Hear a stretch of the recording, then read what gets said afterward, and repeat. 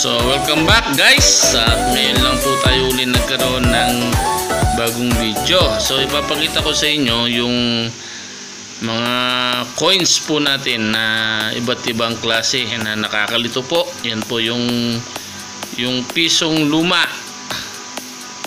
tapos yung 10 piso na coins na silver. Yan po yung 5 peso na silver din po ang kulay.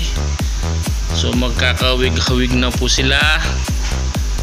So yan po yung 1 peso, yung 5 peso na gold. Tingnan nyo pong mabuti. Yan po yung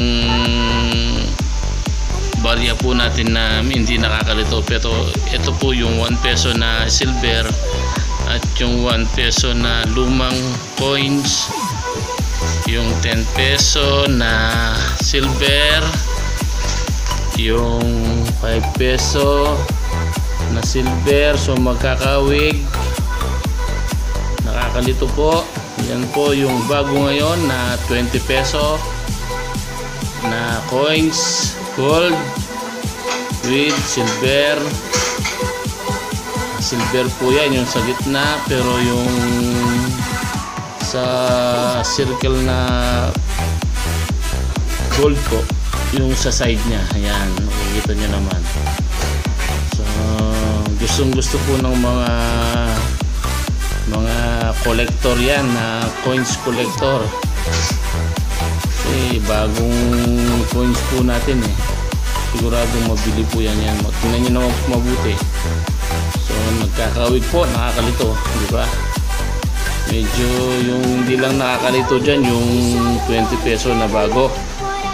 Yung 20 peso na bago wala pong katulad yan. So tingnan nyo naman po mabuti. At napakakintab, ano. Yan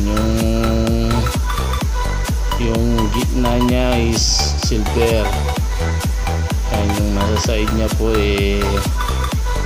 gold.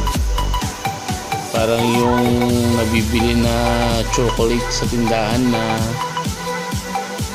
gold siya, parang ganun po, pero napakaganda. Tingnan nyo naman. So kung marami po kayo yan, mabigat sa bulsa yan. Hindi kagaya po nung bills na 20 peso, magaan po yun. So yan po,